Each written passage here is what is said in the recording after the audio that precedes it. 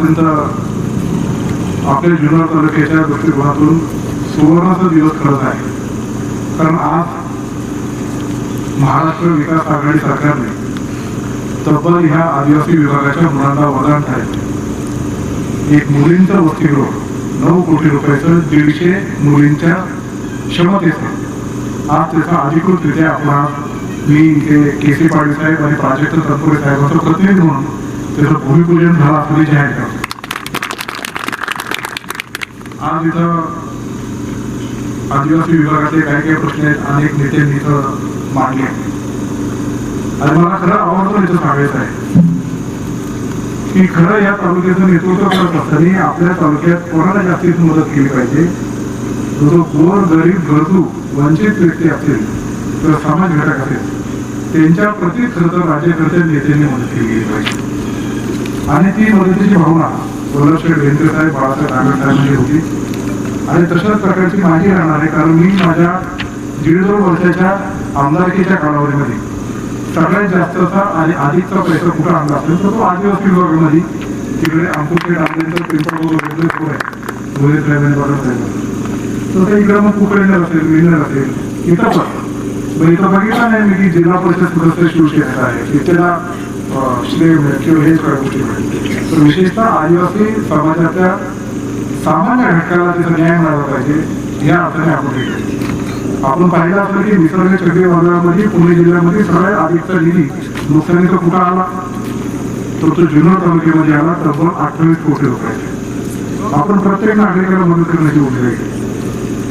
ओला दुष्काळ आला सुका दुष्काळ आला त्याच्यामध्ये मदतीची भावना आपण केली आहे. त्याच्यामध्ये नुकसानीचे पंचनामे करून पैसे कुठे आणले आदिवासी विभागात. आताच्या जानेवारीमध्ये पण अतिवृष्टीसाठी या जिल्ह्यात 5 कोटीचा निधी आला त्याच्यापैकी 3 कोटीचा निधी आपण जुन्नर तालुक्याच्या विभागामध्ये आदिवासी विभागामध्ये आणला आहे. आता तर दिलीप वळसे पाटील साहेबांच्या मागणीनुसार DPDC मधून जुन्नर आंबेगाव खेड आणि मावळला पडत्या योजनेसाठी अजितदादा आपले पालकमंत्री आहेत त्यांनी तब्बल 10 कोटी रुपयाचा निधी जाहीर केला की जेणेकरून आपल्याला इथल्या विभागातले जे मान फूट झाले असेल तुमचा कोरेवाडीचा प्रश्न आहे तो त्याच्यामध्ये आता भेटण्याची शक्यता आहे. आदिवासी विभागातले सगळे नेते मंडळी इथे उपस्थित आहेत. मला तुम्हाला सगळं विनंती आहे की तुम्ही आता गावोगावी जाऊन प्रसार करा की पडताळीची योजना पुन्हा एकदा चालू झाली आहे आणि त्या पडताळीच्या योजनेमधून या ज्या आदिवासी विभागातल्या शेतकऱ्यांच्या जमिनीचे बांध असतील त्यांची शेती निवड करायची असतील किंबहुना पावसात तुटफूट झाली असतील अशा सगळ्या योजनांचे प्रस्ताव तुम्ही तहसीलदाराकडे सादर करा. ते सगळ्याचे सगळे प्रस्ताव मंजूर करून त्यांना भरीव निधी देण्याचं काम अजितदादा पवार साहेब म्हणले की मी तो देणार. 10 कोटी तर दिले पण त्याच्यात म्हणजे अजून काय लागलं तर ते पण व्यवस्थेने ते सांगितलेलं आहे. इथं ज्याला ठेकेदारांना काम मिळाले सुधीर कातोरे आणि मोरे यांचं काम असेल तर चांगलं आहे. मी याच्यासाठी म्हणतो की परवाच आम्ही जे काय घोडेगावला पंचायत समितीच्या इमारतीचं उद्घाटन केलं बाळासाहेब ठाकरे साहेब आहे. बाळासाहेब ठाकरे साहेबांची हजारोच्या लोकांमध्ये तिथं एंट्री झाली आणि आजीरावांचं भाषण झालं त्यांनी तिथं बाळासाहेब या म्हणण्यावरती त्या कार्यक्रमाने तिथे गेलो ती इमारत यांनी बांधली ही ती इमारत यांनी बांधली आहे आणि तेच तिथले ठेकेदार आहे. ठाणे PWD त्याचं देखरेख करून तिथे सगळ्या गोष्टी करणार आहे. मोठे काम ठाणे PWDचे इथे जे प्रतिनिधी जगणारे साहेब आणि POचे प्रतिनिधी म्हणून गोपाल इथं पवार मॅडम जे आणले त्यांनी त्याच्यावर तातडीने लक्ष देऊन हे काम चांगलं होईल अशी आम्ही अपेक्षा वाटतो. तिथं अनेक मान्यवरांनी अनेक प्रश्न उपस्थित केले त्याच्यामध्ये आदिवासी मुलांचे वसतिगृह इथं व्हावे असं तुमची मागणी आहे. विशेषतः ही जागा आदिवासी मुली आणि मुलांसाठीच आहे आणि या जागेमध्ये पहिल्या टप्प्यात आपण मुलींचं वसतिगृह इथं बांधतोय. माझी पुढची टर्म कंपनीच्या मुलांच्या वसतिगृहासाठी पैसे आणणारच असं या कार्यक्रमाच्या निमित्ताने मी तुम्हाला इथं सांगू इच्छितो. त्याचबरोबर हॉस्टेलच्या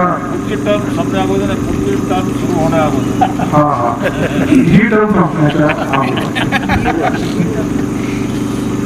त्याचबरोबर हॉस्टेलच्या ऍडमिशनच्या बाबतीत जे काही अडचणी अनेक विद्यार्थ्यांच्या आहेत जे मुलं आपल्याकडे येतात ते सुलभ पद्धतीने आणि चांगल्या पद्धतीने व्हावे याच्यासाठी पण निश्चित प्रकारे प्रयत्न करेल. खाजगी आदिवासी अनुदानित आश्रमशाळेच्या अनेक मागण्या आहेत. जे शासकीय आदिवासी आश्रमशाळेला सरकारचा निधी येतो आणि जो काही पैसा खर्च होतो त्याबद्दल खाजगी शाळांकडे तेव्हा त्यांची शासनाची मदत होत नाही. फक्त शिक्षकांच्या अनुदानाचे पैसे येतात. पण खाजगी आणि शासकीय तुलना केली तर खाजगीला कमी प्रमाणात आपण पैसे देतो आणि खूप चांगल्या दर्जाचं शिक्षण देऊन अनेक विद्यार्थी आपण घडवतो. विशेष साक्षीदार बाळासाहेब ठाकरे साहेब, जयराम मुंडे साहेब आणि आम्ही पण आहे. म्हणून मला मुंडे साहेबांनी मी निवडल्यावर मागणी केली होती की खाजगी आदिवासी आश्रमशाळेच्या संरक्षण भिंतीसाठी आपल्या तालुक्यामध्ये 7 का 9 आहेत.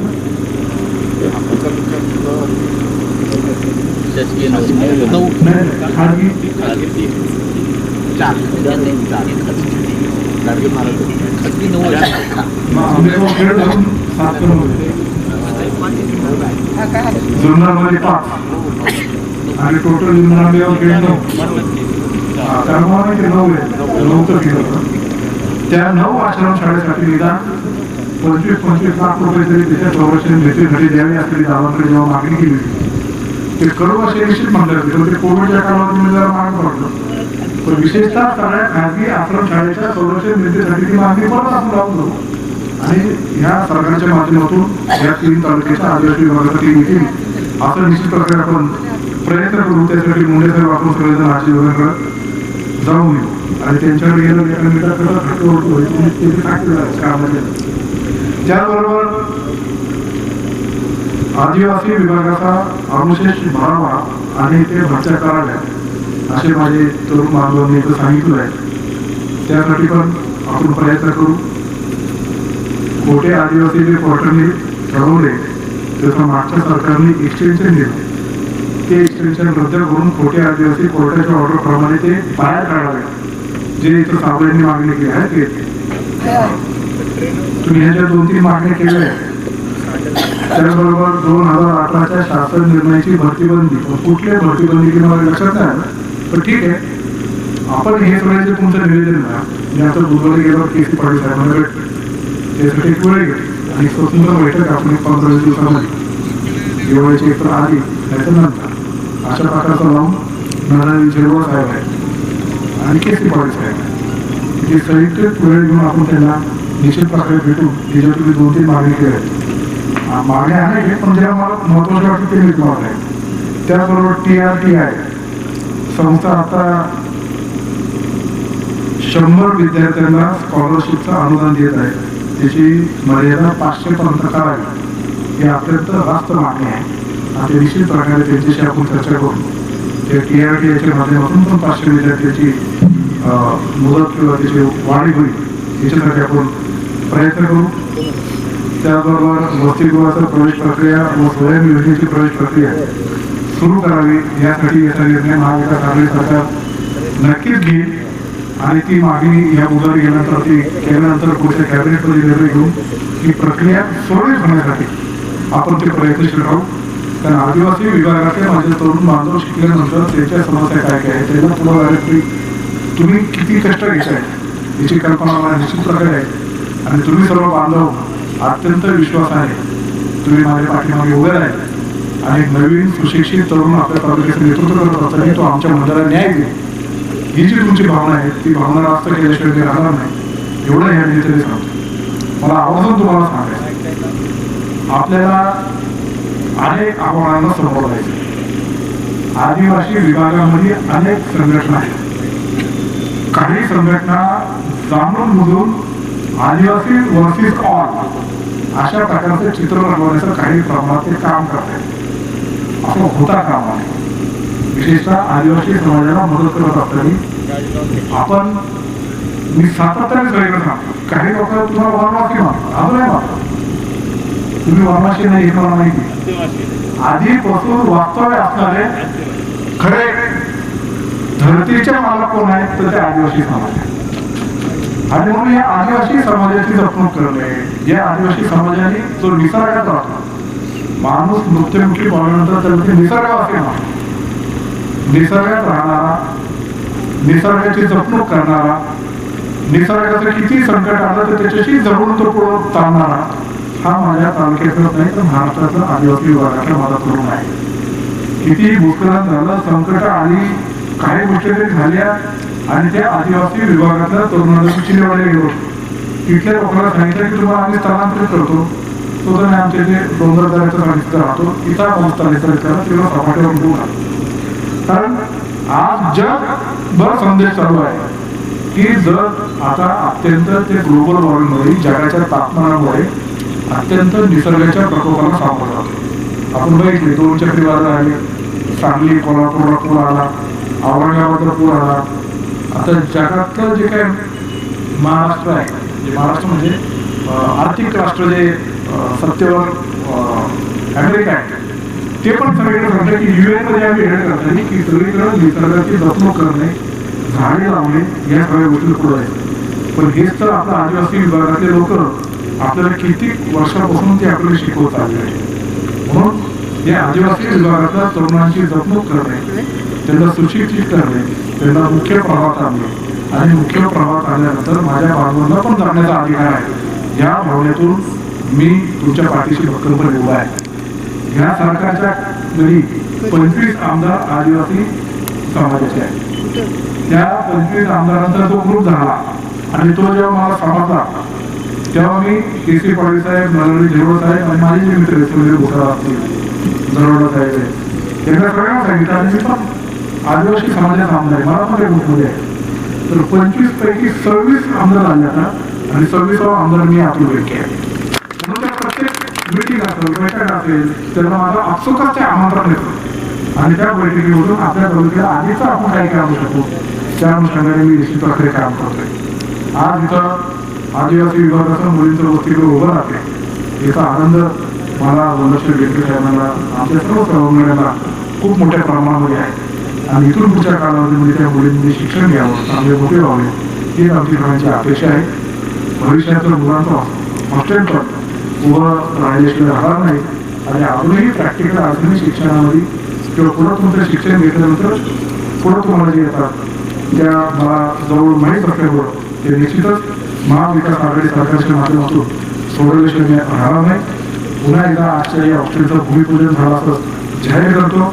तुम्ही सर्वांनी आपलं स्वागत सत्कार केला. ठाणे, पेडोगडी, आदिवासी प्रकल्प कार्यालय, गोरेगाव आणि त्याचबरोबर ठेकेदार, इथे सर्व स्थानिक माझ्या सर्व बांधवांनी आमचं स्वागत केलं. त्याच्याबद्दल आपलं सर्वप्रथम आभार मानतो. कार्यक्रम करत असताना सगळ्या पक्षाचे नेते मंडळी एकत्र येऊन पुढे निघाली भूमिका आहे. नुकतेच राष्ट्रवादी काँग्रेस पक्षाचे नाही तर शिवसेनेचे पण नेते आहेत, काँग्रेसचे आहेत आणि सगळ्यांना CPMचे, CPIMचे आहेत. हे सगळ्यांनाच बरोबर येऊन आपल्या तालुका आपण भविष्यामध्ये अत्यंत चांगल्या पद्धतीने पुढे नेऊया एवढीच अपेक्षा बाळगतो. थांबतो. जय हिंद, जय महाराष्ट्र, जय शिवराय.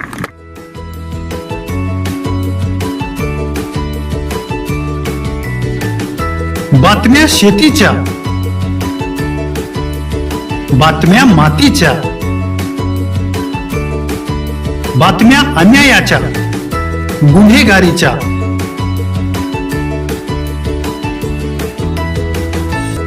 राजकारणाच्या आणि समाजकारणाच्या,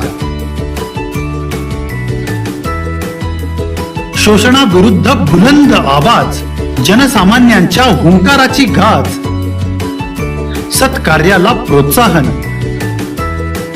दुष्कृत्याला अनुशासन, निर्भीड, निस्पृह, सडेतोड, बेधडक आणि रोखटोक म्हणजेच विघ्नहर टाइम्स. शोध बातमीचा, ध्यास सत्याचा. आपलं चॅनल, आपली बातमी. सबस्क्राईब तर कराच, पण बेल आयकॉनवर क्लिक करायलाही विसरू नका.